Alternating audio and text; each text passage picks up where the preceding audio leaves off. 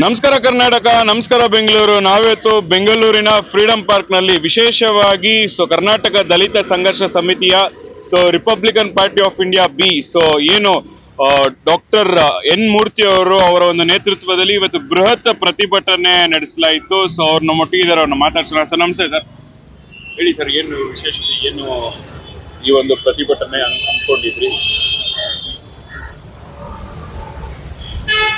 ಅಲೆಮಾರಿ 59 ಜಾತಿಗಳಿಗೆ ಶೇಕಡ 1% ಮೀಸಲಾತಿಯನ್ನು ಪ್ರತ್ಯೇಕವಾಗಿ ಅವ್ರಿಗೆ ಕೊಡಬೇಕು ಅಂತ ಹೇಳಿ ಇವತ್ತು ಇಡೀ ರಾಜ್ಯದ 31 ಜಿಲ್ಲೆಗಳಲ್ಲೂ ಕೂಡ ಬೃಹತ್ ಪ್ರತಿಭಟನಾ ಪ್ರದರ್ಶನವನ್ನು ಆಯಾ ಜಿಲ್ಲಾಧಿಕಾರಿಗಳ ಕಚೇರಿ ಮುಂದೆ ಕರ್ನಾಟಕ ದಲಿತ ಸಂಘರ್ಷ ಸಮಿತಿ Republican party of India B ಭಾರಿ ಪ್ರತಿಭಟನೆಯನ್ನು ಇವತ್ತು ಹಮ್ಮಿಕೊಂಡಿದ್ವಿ.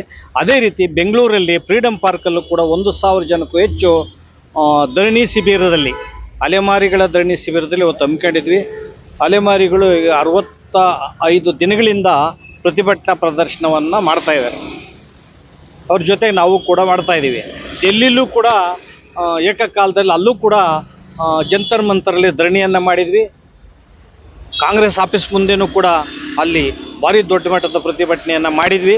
ಅಲ್ಲಿ ನಮ್ಮನ್ನೆಲ್ಲ ಪೊಲೀಸ್ನವ್ರು ಬಂಧಿಸಿದ್ರು. ಇವತ್ತು ಇಲ್ಲಿ ಪ್ರತಿಭಟನೆಯನ್ನು ಮಾಡಿದ್ದೀವಿ. ನಾವು ಸಿದ್ದರಾಮಯ್ಯನವರಿಗೆ ಒತ್ತಾಯ ಮಾಡೋದು ಏನಂದರೆ, ಸುಪ್ರೀಂ ಕೋರ್ಟ್ ಆದೇಶದ ಮೇಲೆ ನಾಗಮೋಹನ್ ದಾಸ್ ಆಯೋಗವನ್ನು ನೇಮಕ ಮಾಡಿದ್ವಿ. ಅವರು ವರದಿಯನ್ನು ಕೊಟ್ಟರು, ಅತ್ಯಂತ ವೈಜ್ಞಾನಿಕವಾಗಿ ಪ್ರಬುದ್ಧತೆಯಿಂದ ವರದಿಯನ್ನು ಕೊಟ್ಟರು. ಆದರೆ ಆ ವರದಿಯನ್ನೆಲ್ಲನೂ ಕೂಡ ಕ್ಯಾಬಿನೆಟ್ಟಲ್ಲಿ ಪರಿಷ್ಕರಣೆ ಮಾಡಿ ಈ ಅಲೆಮಾರಿಗಳಿಗೆ ಏನು ಆಯೋಗ 1% ಮೀಸಲಾತಿಯನ್ನು ಪ್ರತ್ಯೇಕವಾಗಿ ಕೊಟ್ಟಿತ್ತು, ಅದನ್ನು ಪರಿಷ್ಕರಣೆ ಮಾಡಿ ಅವರನ್ನು ಗ್ರೂಪ್ ಸಿನಲ್ಲಿ ಪ್ರಬಲ ಜಾತಿಗಳ ಒಂದಿಗೆ ಅವರು ಸೇರಿಸಿಬಿಟ್ಟಿದ್ದಾರೆ. ಅಲ್ಲಿ ಇವರು ಯಾವುದೇ ಮೀಸಲಾತಿಯನ್ನು ಪಡ್ಕೊಳಕ್ಕೆ ಸಾಧ್ಯ ಆಗಲ್ಲ. ಹುಲಿಗಳ ಜೊತೆಯಲ್ಲಿ ಈ ಜಿಂಕೆಗಳನ್ನ ಕೊಟ್ಟಂಗೆ ಆಗೋಗಿದೆ. ಆದ್ದರಿಂದ ಅವರು ಆತಂಕಕ್ಕೊಳಗಾಗಿ ನಮಗೆ 1% ಮೀಸಲಾತಿಯನ್ನು ಕೊಡಬೇಕು ಅಂತ ಫ್ರೀಡಂ ಪಾರ್ಕಲ್ಲಿ ಧರಣಿಯನ್ನು ನಡೆಸ್ತಿದ್ರು ಕೂಡ ಸರ್ಕಾರ ಈ ಕಡೆ ಗಮನ ನೋಡೇ ಇಲ್ಲ, ಯಾರೂ ಬಂದೇ ಹೋಗಿಲ್ಲ. ಈ ರೀತಿಯ ದಾಷ್ಟ್ಯತನವನ್ನು ಸನ್ಮಾನ್ಯ ಶ್ರೀ ಮುಖ್ಯಮಂತ್ರಿಗಳ ಸರ್ಕಾರದಲ್ಲಿ ಮುಖ್ಯಮಂತ್ರಿಗಳೇ ಮಾಡ್ತಾ ಇದ್ದಾರೆ. ಸಾಮಾಜಿಕ ನ್ಯಾಯದ ಅಧಿಕಾರ ಅಂತ ಹೇಳ್ಕೊತೀರಿ, ಅಹಿಂದದ ನಾಯಕ ಅಂತ ಹೇಳ್ಕೊತೀರಿ. ಈ ಅಲೆಮಾರಿಗಳು ನಿಮ್ಮ ಕಣ್ಣಿಗೆ ಕಾಣಲ್ವಾ? ಅಲೆಮಾರಿಗಳು ಪಾಪ ಬೀದಿ ಬದಿಯಲ್ಲಿ ಟಾರ್ಪಲ್ಲಿ ಕೂಡ ಗತಿ ಇಲ್ಲ ಅವ್ರಿಗೆ. ಅವರು ಕಾಡಲ್ಲಿ ವಾಸ ಮಾಡೋವಂಥ ಜನ, ಬೀದಿ ಬದಿಯಲ್ಲಿ ವಾಸ ಮಾಡೋವಂಥ ಜನ. ಆ ಜಾತಿನಲ್ಲಿ ಅಲೆಮಾರಿಗಳಲ್ಲಿ 40 ಜಾತಿಗಳು ವಿದ್ಯಾಸಿರಿ ಯೋಜನೆ ಏನಿದೆ, ಪ್ರಬುದ್ಧ ಯೋಜನೆ ಇದೆ ಸರ್ಕಾರದಲ್ಲಿ, 40 ಜಾತಿಗಳು ಏನು ಇದುವರೆಗೂ ಕೂಡ ಏನು ಪಡ್ಕೊಂಡಿಲ್ಲ, ಒಂದು ಅರ್ಜಿನೂ ಹಾಕಿಲ್ಲ. MBBS, ಇಂಜಿನಿಯರಿಂಗು, MBA, PhDನಲ್ಲಿ ಆ 40 ಜಾತಿಗಳು ಒಬ್ಬರೂ ಡಾಕ್ಟ್ರ್ ಇಲ್ಲ, ಇಂಜಿನಿಯರ್ ಇಲ್ಲ. 21 ಜಾತಿಗಳು ಅಲೆಮಾರಿಗಳಲ್ಲಿ ಇದು 75 ವರ್ಷದಿಂದ ಒಬ್ಬರು ಕೂಡ ಸರ್ಕಾರದಲ್ಲಿ ಒಂದು ಸೌಲಭ್ಯವನ್ನು ಪಡ್ಕೊಂಡಿಲ್ಲ. ಪಂಚಾಯತಿ ಅಧ್ಯಕ್ಷ ಕೂಡ 41 ಜಾತಿಗಳಲ್ಲಿ ಯಾರೂ ಇಲ್ಲ.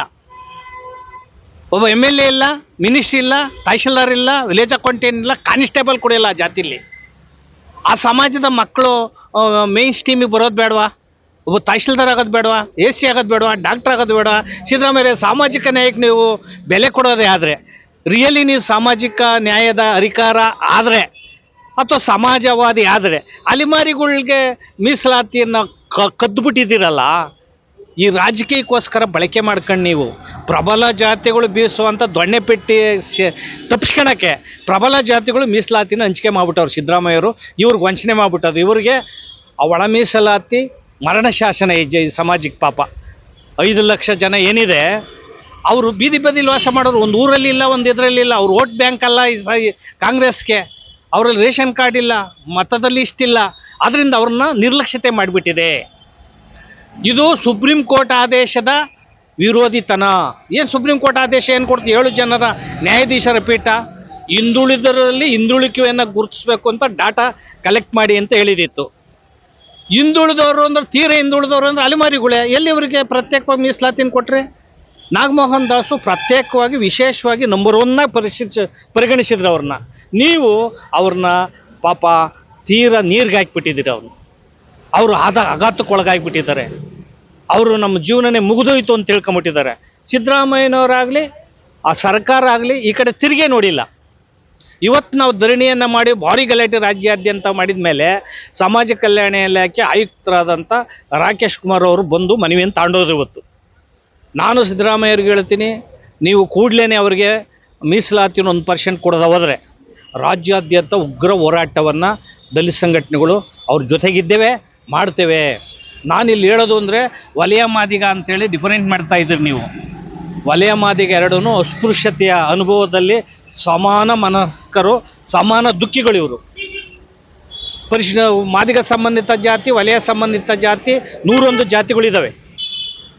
ಈ 101 ಜಾತಿಗಳೇನಿದ್ದಾವೆ, ನಾವು ಕೊರ್ಚ ಲಮಾಣಿಗಳು ಕೊಡಬೇಡಿ ಅಂತ ಎಲ್ಲೂ ಹೇಳಿಲ್ಲ, ಅವ್ರಿಗೂ ಕೊಡಿ.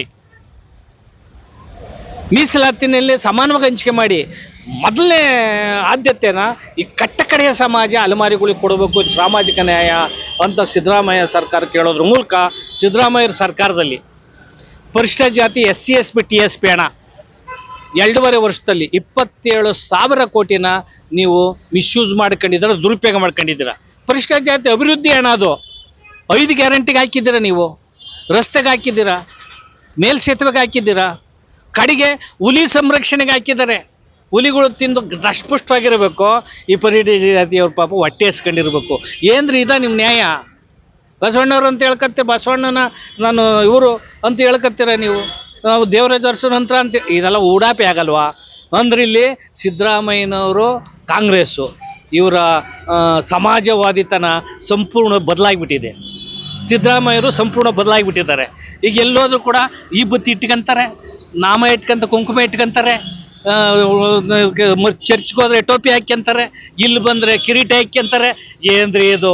ಯಾಕ್ರಿ ಈ ಥರದ ಬಾಳು? ಯಾಕ್ರಿ ಈ ಥರದ ನ್ಯಾಯ?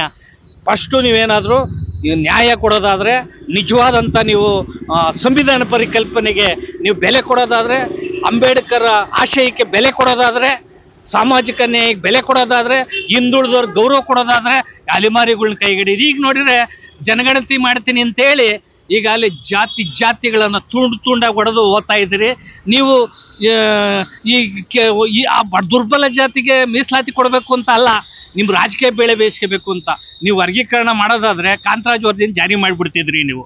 ಇದನ್ನು ಬರೀ ಹೊಡೆದ್ಬಿಟ್ಟು ಚುನಾವಣೆ ಆಗೋದ್ರೊಳಗಡೆ ಚೂರಾಗಿ ಕರ್ಸ್ಬಿಟ್ಟು ಜಾತಿಗಳನ್ನೆಲ್ಲ ಏನು ಸಾಧನೆ ಮಾಡ್ತೀರಿ? ಏನು ಸಾಧನೆ ಮಾಡೋಕ್ಕಾಗಲ್ಲ.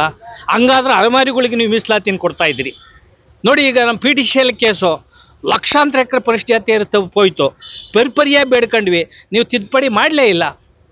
ಮೀಸಲಾತಿನ ಹೆಚ್ಚಿಸ್ತೀನಿ 75% ಅಂದ್ರಿ, ಹೆಚ್ಚಿಸ್ಲೇ ಇಲ್ಲ.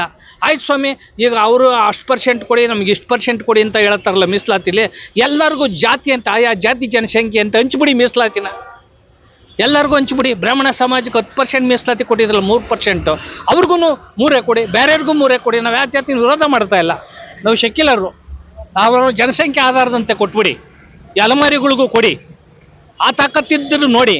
ಇಲ್ಲ ಅಂದ್ರೆ ಈ ರೀತಿಯ ರಾಜಕೀಯ ಮಾಡಬಾರ್ದು ಅಂತ ನಾನು ಅತ್ಯಂತ ವಿನೀತವಾಗಿ 50 ವರ್ಷಗಳ ಕಾಲ ಹೋರಾಟ ಮಾಡಿದ್ದೀವಿ ನಾವೆಲ್ಲನೂ ಕೂಡ. ಅತ್ಯಂತ ಬದ್ಧತೆ ಪ್ರಾಮಾಣಿಕತೆಯಿಂದ ಹೋರಾಟವನ್ನು ಮಾಡಿದ್ದೀವಿ. ನೀವು ಹೋರಾಟಗಾರನು ರೆಕಗ್ನೈಸ್ ಮಾಡಲ್ಲ. ಯಾರಿಗೂ MLC ಕೊಡ್ತೀವಿ, ಮಿನಿಸ್ಟ್ರ್ ಕೊಡ್ತೀವಿ ಅಂತ ಪಾಪ ದಲಿತ ಸಂಘಟನೆ ತುಂಡು ಮಾಡಿಬಿಟ್ಟು ಜೊತೆಗೆ ಇಟ್ಕೊಂಡಿದ್ರಿ. ನಿಮ್ಮ ತುಂಡುಗಳವರು ಬಹುಪರಕ್ಕೆ ಹಾಕ್ಕೊಂಡಿದ್ರು, ಅವ್ರಿಗೊಂದು ನೇಮ್ ಮಾಡ್ಬಿಟ್ರು, ಅವ್ರು ಬೈ ಮಣ್ಣು ಹಾಕಿರಿ, ಅವ್ರಿಗಾದ್ರೂ MLC ಮಾಡಿರ ಪಾಪ. ಅದನ್ನು ಕೂಡ ಖಂಡಿಸ್ತಾ ಇದ್ದೀವಿ ನಾವು. ನೀವು ಬರೀ ಜೊತೆ ಒಳಗೆ ಬಳಸ್ಕೊಳೋದು, ಅವ್ರಿಗೆ ಪ್ಯಾಕೇಜ್ ಕೊಡೋದು, ಮತ್ತೆ ಕೈ ಬಿಟ್ಬಿಡೋದು. ಯಾರಿಗೂ ಒಳತನ್ನ, ಕುರುಬ ಸಮಾಜ ಕೂಡ ಒಳತನ್ನ ಮಾಡಿಲ್ಲ. ಈಗಾಗಲೇ ಅವ್ರನ್ನ ST ಲಿಸ್ಟ್ ಸೇರಿಸ್ತೀವಿ ಅಂತ ಹೋಗಿದ್ದೀರಿ.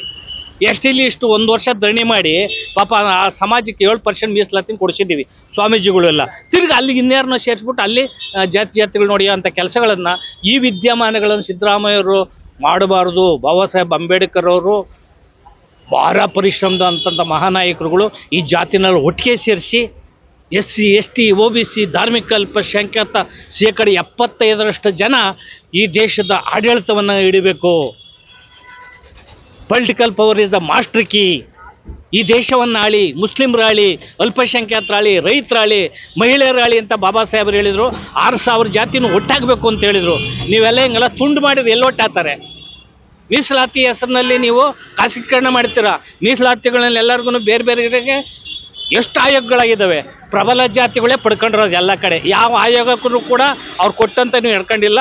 ನಾಗಮೋಹನ್ ದಾಸ್ ಕೊಟ್ಟಂಥ ಆಯೋಗದಂತೇನು ಕೂಡ ನೀವು ನಡ್ಕೊಂಡಿಲ್ಲ.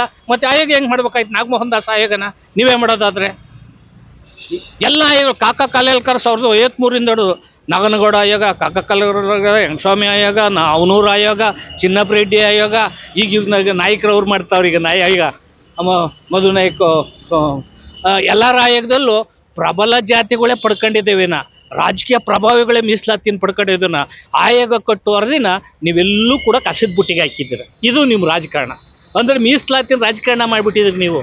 ಮೀಸಲಾತಿ ಕೊಡುತ್ತೆ ಅಸ್ಪೃಶ್ಯತಾ ಆಚರಣೆ ನಿವಾರಣೆಗೆ, ಬಡತನ ನಿವಾರಣೆಗೆ, ಸಮಾನತೆ ನಿವಾರಣೆಗೆ ಮೇನ್ ಸ್ಟ್ರೀಮಿಗೆ ತರಬೇಕು ಅಂತ ಹೊರಟಿದ್ದು. ಆದರೆ ನೀವು ಅದನ್ನೆಲ್ಲನೂ ಕೂಡ ನುಚ್ಚುನೂರು ಮಾಡಿ ಸಂವಿಧಾನ ಆಶಯಗಳು, ಬಾಬಾ ಸಾಹೇಬ್ ಅಂಬೇಡ್ಕರ್ ಸಂವಿಧಾನ ಪರಿಕಲ್ಪನೆಗಳನ್ನೆಲ್ಲನೂ ಸಿದ್ದರಾಮಯ್ಯ ಆದಿಯಾಗಿ ನಾಶದ ಅಡಿಯಲ್ಲಿ ತಳ್ಳಿದಿರಿ. ಅದೇನೇ ಆಗಿರಲಿ, ಈ ಅಲೆಮಾರಿಗಳು 1% ಮೀಸಲಾತಿ ಕೊಡದೇ ಇದ್ದರೆ ಈ ರಾಜ್ಯದಲ್ಲಿ ರಕ್ತಕ್ರಾಂತಿ ಆಗ್ತದೆ. ಎಚ್ಚರಿಕೆ ಎಚ್ಚರಿಕೆ ಎಚ್ಚರಿಕೆ. ಈ ಒಂದು ಅಲೆಮಾರಿಗಳ ಕೂಗು ಹೋರಾಟ ಏನಿದೆ ಅದು ಸಂವಿಧಾನಬದ್ಧವಾಗಿದ್ದು ನ್ಯಾಯಯುತವಾಗಿದೆ. ವಿಶೇಷವಾಗಿ ನ್ಯಾಯಯುತವಾಗಿದ್ದು ಸಂವಿಧಾನಬದ್ಧವಾಗಿದ್ದು ಈ ಕೂಡಲೇ ಅದರಲ್ಲಿ ತಾರತಮ್ಯ ಮಾಡದಲೇ ಅವರಿಗೆ ಸಿಗುವಂತ ಮೀಸಲಾತಿ ಮತ್ತೆ ಅವ್ರಿಗೆ ಸಿಗ್ಬೇಕಾಗಿರುವಂತ ಒಂದು ಸವಲತ್ತು ಸೌಕರ್ಯಗಳನ್ನ ಕುರಿತು ಸರ್ಕಾರ ಒಂದು ಕೂಡಲೇ ಒಂದು ಆದೇಶನೂ ಕೂಡ ಹೊರಡಿಸ್ಬೇಕಾಗತ್ತೆ. ಇಲ್ಲಾಂದ್ರೆ ಮುಂಬರುವ ದಿನಗಳಲ್ಲಿ ಉಗ್ರ ಹೋರಾಟ ಹಾಗೂ ರಕ್ತಸಿಕ್ತ ಹೋರಾಟ, ಬೇರೆ ಬೇರೆ ಸ್ವರೂಪದಲ್ಲಿ ಹೋರಾಟಗಳು ನಡೆಯುತ್ತೆ. ಅದಕ್ಕೆಲ್ಲ ನೀವು ಅವಕಾಶ ಮಾಡಿಕೊಡ್ಬೇಡಿ ಅಂತ ಅವರು ಒಂದು ಎಚ್ಚರಿಕೆಯನ್ನು ಕೂಡ ರವಾನಿಸಿದ್ದಾರೆ ಈ ಮುಖಾಂತರ.